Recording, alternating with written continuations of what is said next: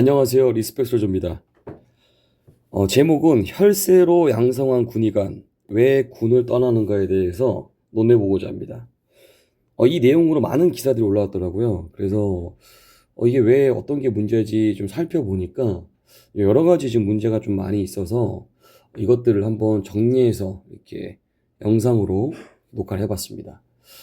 결론부터 좀 말씀드리면 이 제도가 인력 확보를 쓰기 위한 정책이라기보다는 그러니까 재정을 투입하는 효과가 굉장히 낮은 거더라고요. 즉 구조적으로 이제 비효율적인 상태까지 나온 걸 제가 좀 봤거든요. 그래서 이게 단순한 어떤 일부 사례보다는 제도 설계 자체에서 발생하는 이제 구조적 문제라는 것을 여러분들이 알고서 영상을 보시면 되겠습니다. 살펴볼게요. 자, 이제 군 위탁 의대 제도 개요와 투입 비용입니다. 제가 잘 타이틀을 국가 재정으로 전문 의료인을 양성하는 9년의 투자와 10년의 약속이라고 적어봤습니다. 그러니까 이게 군 위탁 제도인데요. 이제 국가가 이제 6년에 걸쳐서 의료인, 그러니까 뭐 여러 의료인들이 있죠. 이 사람들을 전액으로 말 그대로 이 비용을 지원해주는 제도입니다. 그래서 의대 본과가 보니까 4년이고 수련 과정이 이제 5년이거든요. 그래서 등록금, 생활비, 급여를 우리 국가에서 모든 전액을 지급해주고 있더라고요. 그 다음 이게 이제 이 군 위탁 의대 제도를 들어온 사람이 전문의 자격을 취득하면 군의관으로서 10년 동안 복무하도록 설계가 되어 있는 제도입니다. 간략하게 말씀드리면 국가가 장기 투자한 것이고 이 장기 투자를 통해서 안정적인 군의관 인력을 확보하겠다는 어떤 모델링이죠. 이해되셨죠? 그래서 이걸 좀 잠깐 보시면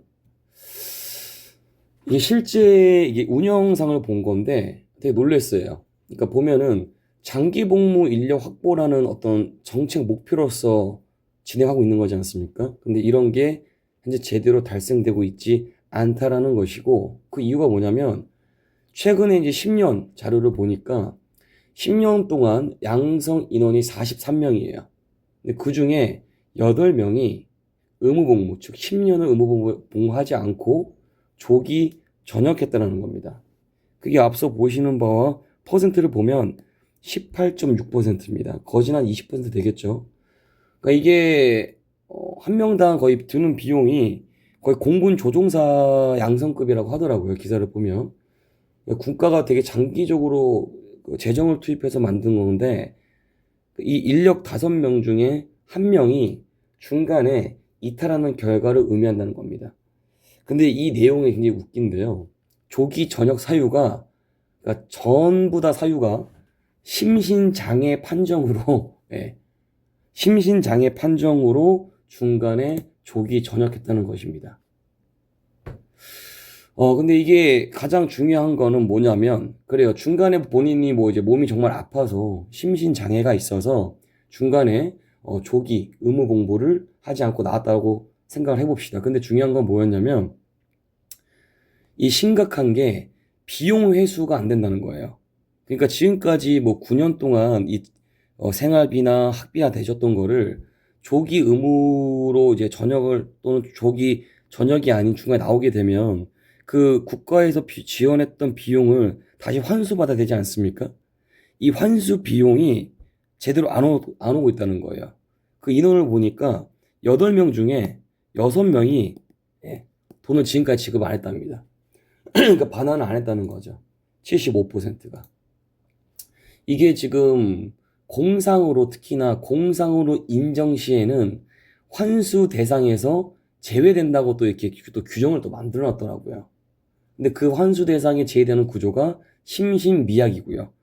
그러니까 결론은 이게 심신미약으로 되면 교육비나 어떤 생활비나 학비를 돈을 다시 환수하지 않고 그냥 나온다는 겁니다. 이런 지금 시스템으로 하고 있더라고요, 여기가.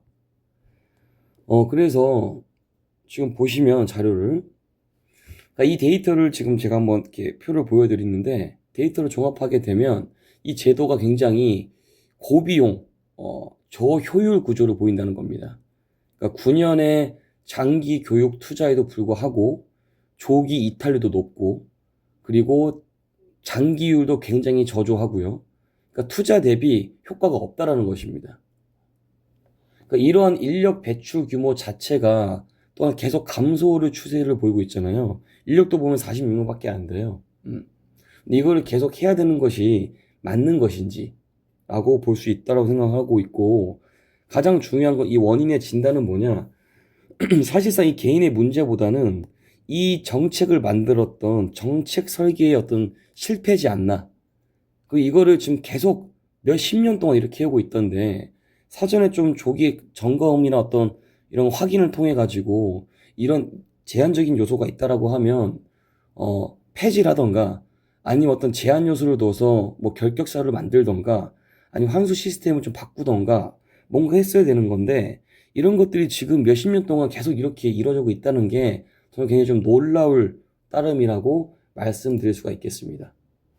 그리고 이 43명이 지금 몇십 년간의 인원이 43명이 아닙니다. 연간 43명이 퍼센트예요. 참고로. 다음. 자, 그렇게 해서 이런 것들이 이제 군의관에 대한 어떤 의료 인력 부족에 대한 거를 조금 이렇게 준비하려고 했던 것 같거든요. 근데 이 정책 시스템 자체가 문제가 있다는 걸 저도 확인을 했고, 예, 확인을 했고, 이런 것들을 어떻게 해결할 것인가를 좀 고민해 봐야 될 것 같습니다. 그래서 이게 단순한 해결책으로 인원을 증편해서 늘리는 거에 앞장서다 보니까 이런 문제가 있다 생각하는데, 이거는 제도 자체를 구조 설계를 다시 바꿔야 한다는 생각을 하고 있고, 오히려 어떤 인센티브라든지, 그리고 이 인센티브를 좀, 그러니까 금액을 조금 올려주는 것들, 그리고 여기에 어떤 선발, 관리, 이 이후에 어떤 해외에 있는 위탁 교육을 간다라든지, 이런 것들을 조금 더 한번 오히려 확보적인 측면으로 다른 제도를 조금 넣는 게 좋지 않을까라고 봅니다.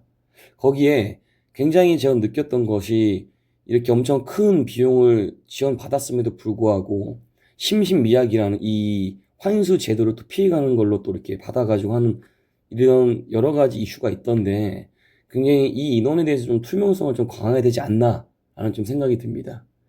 그러니까 제가 마지막으로 좀 드리고 싶은 말씀은 이게 본인의 어떤 이득보다도 정말 이제 군의관이라고 하면 어떤 국가에 대한 어떤 헌신, 그 애국심을 통해서 좀 이렇게 그런 인원을 좀 선발해야 되는데 그게 아니라 이게 악용하는 사례로 비칠 수밖에 없다는 거에 대해서 굉장히 좀 아쉬움이 좀 많았던 내용이라고 말씀드릴 수가 있겠습니다.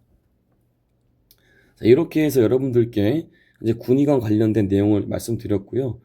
이 내용에 대해서 조금 더 정확히 아시는 분들은 좀 댓글 남겨주시거나, 아니면 좀 추가적으로 또 조언해 주실 분들은 언제든지 댓글 남겨주시면 감사하겠습니다.